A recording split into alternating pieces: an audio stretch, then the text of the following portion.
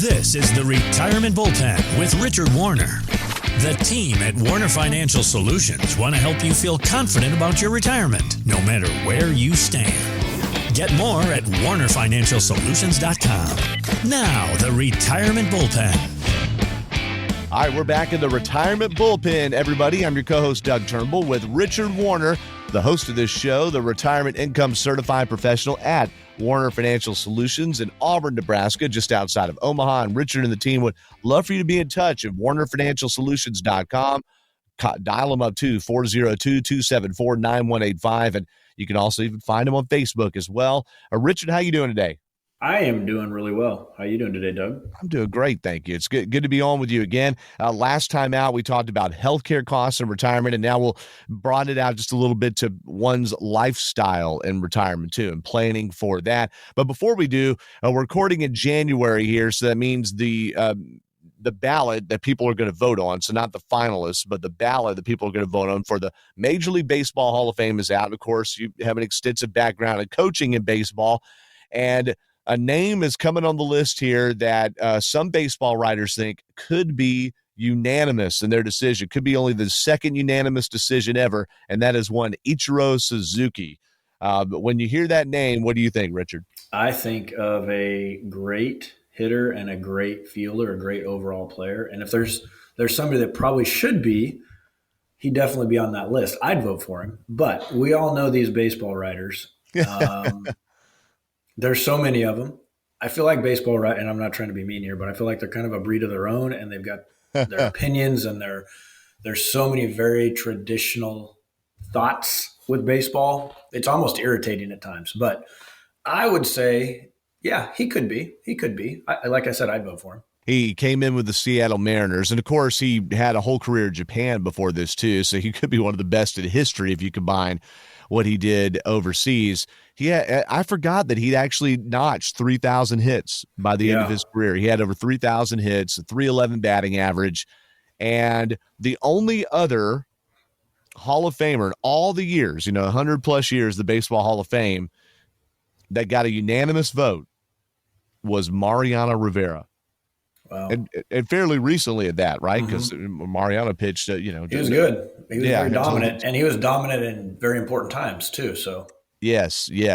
But some others that, one that's been on the ballot for a long time, Andy Pettitte, Billy Wagner, who was probably one of the best left-handed relief pitchers in history. This is his 10th and final year on the ballot to be able to get enough, enough votes to get in, because you have to get 75% of them. And so he's a fringe candidate. Andy Pettitte's a lurker on the ballot, who I think this is his 10th year, maybe of eligibility or close to that too. And he had a real solid career. And yeah, there are a lot of others to consider. One that's close to my heart, just being an Atlanta Braves fan, Andrew Jones, who had a really high peak and was an NL MVP. And then after age 30, just, he didn't have a great one. So yeah, there's a few years he was really good.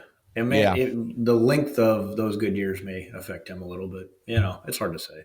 Yeah. Well, a lot of subjectivity and variables to consider there, just like what you deal with every day at Warner Financial Solutions, Richard. And today we're going to talk about, very simply, lifestyle retirement planning, the factors people should consider, for instance, Richard, for planning that retirement. So take it away. What do you walk people through when they sit down? Hey, I'm 61, 62, I'm ready to retire. You think about paying the bills, but then there's like the fun stuff too. So in my opinion, the fun stuff is where you start, because I feel like most people I meet, most people I know, they work. I think the statistics say 80% of people work at a job they don't like. Now, that's not true for me, and I don't think it's true for you. No, so we're in the 20 percentile. Yeah. But most people work at a job they don't like simply so they can get to a point of life where they can do more of the things they really enjoy to do. So you've worked till 60, you've worked till 65, whatever it might be, you saved. What do you want to do with your time? What's the fun part of retirement look like? Now, I talk to a lot of people, and it's like, my fun is just spending time with my spouse and my grandkids, being able to go to their more events. And that doesn't create a lot of extra lifestyle spending. Maybe a little bit of gas money, but other than that, not a lot. Unless you help out maybe with summer baseball programs, that can be very expensive. I know firsthand. Yes, I bet you do.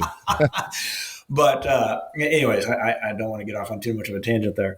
But what we really want to get to in that conversation is, are you going to be doing some traveling? Do you have some hobbies? We're trying to determine in this conversation of lifestyle planning, are you going to be able to live off of a budget you live off of now? Is it going to be less expensive to live? Is it going to be more expensive to live? And what you do with your time and how you spend your money, the things you want to do with that money, are going to answer a lot of those questions. So just getting to know the person when they come in, what they want to do, how they want to spend their time. And then how do you make sure the retirement plan aligns with those goals? Because you at Warner Financial Solutions, if I know one thing about you guys, okay, you ask a lot of questions about healthcare, Medicare and such. You also really walk people through like a retirement income plan or making sure it's steady and consistent. Yeah, because the reason we do that is a lot of people just look at, okay, what is my rent cost? What is my mortgage cost? What is my groceries cost? What is my car payment? Those types of things. Yeah. And they put those down. And when you put those numbers down, it appears that a lot of people can live off of almost nothing. But when you look back at, well, you've brought in this much income. If this is true, you're really living off this. You should have hundreds of thousands of dollars in a savings account right now, because you're bringing in all this income. Where's the rest of the money going? And sometimes it's a very eye-opening experience for people. So what we're trying to do is understand, what is your outgo going to be on a year-to-year basis? And so your lifestyle plays a huge role in that. Okay. If you want to travel every single month, 12 months out of the year for a week, you're going to need some money to spend to do that, versus if you're going to sit at home and watch Price is Right. Okay. Yeah. Or what have you. So we need to understand things like the healthcare you mentioned, but also, are you going to be taking vacations? How often? Are you going to do you have a golfing hobby? That can be very, very, very expensive. Like me, when I get to that age, if I retire at some point, I love coaching. Being a coach is actually a very expensive hobby. You would think it's something you get paid to do, but it's actually a very expensive hobby. Yeah. There's things that we do that we really, really enjoy that cost money. We need to understand what those are. We need to create an idea of what those are going to cost. And I don't want to say you got to create a budget, but you do need to stay on top of it year in, year out through retirement, because if you spend twice as much as you thought you would one year, you may have to cut back the next year. But it depends upon what returns do in your accounts. So what we're trying to achieve is get an idea of what's going to go out, what you have to generate that income, and then what does a predictable stream of spending look like that you have a high likelihood of making work. Now, again, we can't ever predict it to an exact science, because I don't have that crystal ball, but we can get a good idea and feel for it and project out based on historical inflation, returns, all those types of things to get an idea if a person can make this work and when they can pull the trigger on that. What is the factor that people just don't consider when they're trying to figure out this lifestyle planning? Was it that sort of, well, wait, you should have hundreds of thousands saved if you really live as frugally as you say? I mean, is it just people don't think about the proverbial expensive cup of coffee and the extra meals out, or do people not factor in? I remember when a long time ago when I did marriage counseling, when I was married the first time, they had me make a budget because I was still in college. They're like, how much do you plan to spend on Christmas gifts? I'm like, what? I've never even thought of that. Like, is there a thing you consistently see people not think of when they have this discussion with you? Well, probably two common ones you just mentioned: coffee and eating out. Yeah. And it sounds funny that we'd say coffee, but I'll make fun of my wife a little bit here. I go to the local coffee shop to get a cup of coffee after lunch or mid-afternoon to need to pick me up. I'm gonna get the $2 regular coffee. If we're out shopping or something on a Saturday and she's with me, my $2 coffee bill somehow turns into $10 or $12, and we just have two drinks, not 10 or 6 or whatever. It's like, you're meaning she gets the bougie cup. Is that what you're saying? Yeah, I still get the $2 cup of coffee. And if she was sitting right here, she'd laugh too, because she doesn't do that all the time. It's maybe a once a week thing at most. But my point is, there's a lot of things we spend money on that we don't necessarily really consider. We don't contemplate. Yeah. Coffee is one. Eating out's one. Vacation. A lot of people don't consider vacation budget in retirement. A lot of people don't consider Christmas shopping. What are they going to spend on Christmas money? I find a lot of clients hit a certain age, they don't feel comfortable giving Christmas presents because, well, number one, they've got grandkids and great grandkids, and so there's so many of them. So even if they lower the amount, there's still so many that the bill gets so high that some people can't afford it. And Yeah. so they feel better just not giving any than giving some a gift and not others a gift. These are things you got to consider. And are these things you think of necessarily sitting down with us? Some of these things we'll think about, some of these things we'll talk about. Some of them, it's a process. It's a process of working together. When you work with an advisor, and hopefully that would be us, when you work with an advisor, you want this to be a long-standing, lifelong relationship of, okay, this is my money, this is my Social Security, this is my Medicare, this is my spending habits. These are the things I'm going to do in retirement. How am I going to make this work?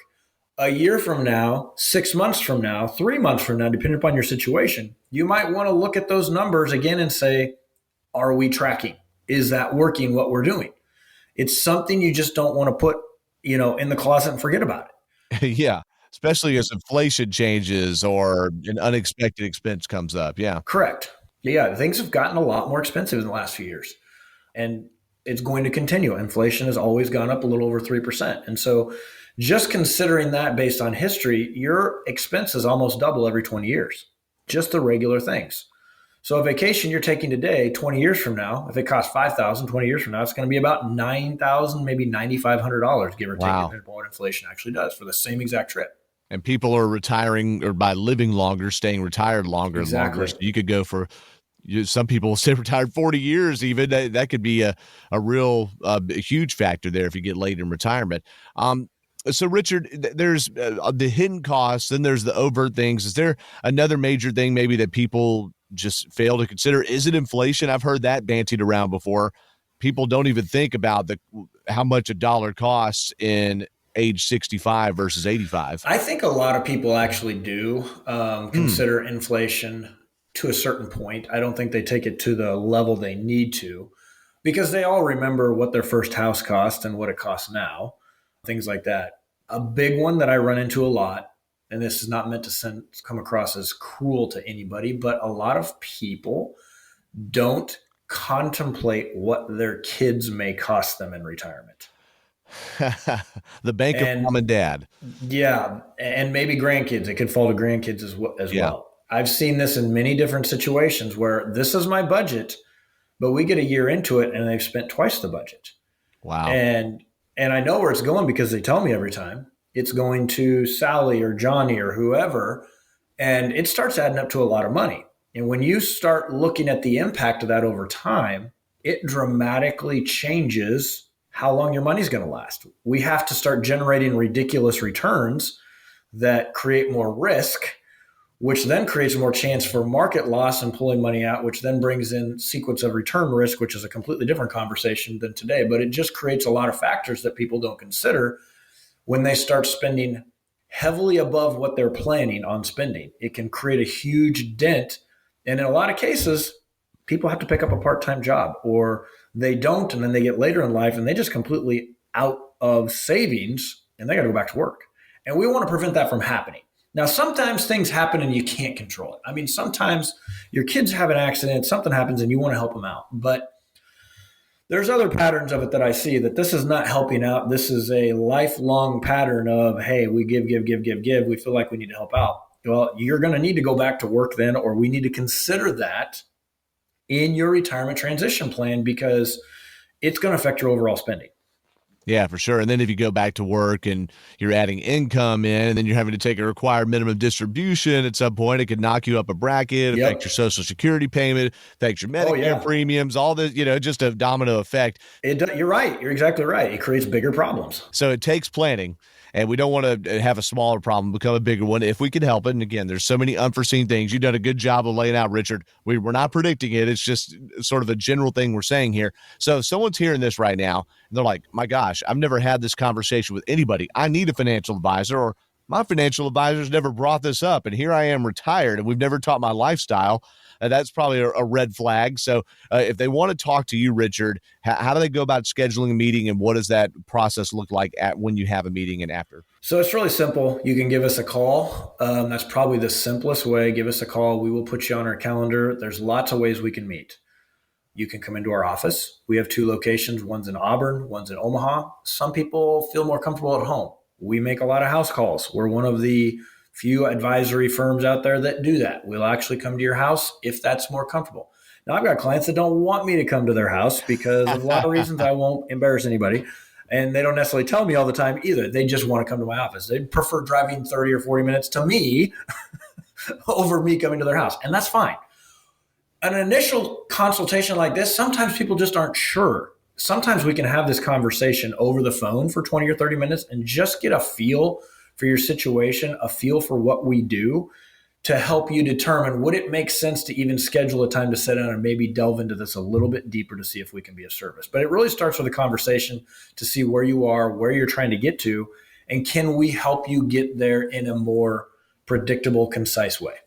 A more predictable and concise way. And not only are you walking people through that, but there's healthcare planning and, of course, Social Security maximization, Roth conversions, wealth management, all sorts of that. It's a holistic approach of Warner Financial Solutions. So they could go, Richard, like you've been saying, warnerfinancialsolutions.com and get on the calendar. You said that they could call. Let me give them the number, 402-274-9185, even a Facebook page to check out, to see what it's all about and everything. And by the way, when you're engaging with all this stuff, check out our past podcast episodes. They're on Apple and Spotify. They're even under the media page on warnerfinancialsolutions.com. And you know, if you hear this and you're like, my gosh, my brother's only 2 years younger than me. He's in the same stage of life. Flip them the link and be sure to subscribe, turn on the notifications so you know when these new episodes come out. But there's so much to cover here, so many variables, just like we talked about last episode in the healthcare discussion, Richard. And we know we need somebody like you to walk them through it. So thank you. Hey, I appreciate it. That's what I'm here for. Hey, we appreciate that. Well, Richard Warner, you are, sir, as you know, a retirement income certified professional. Want to make sure everybody knows that again. Add Warner Financial Solutions. I'm Doug Turnbull. We thank all of you all for listening. Thanks to our producer, Brandon Benefield, for getting this out of the door and out to press. And we'll have another episode coming your way very shortly here on the Retirement Bullpen.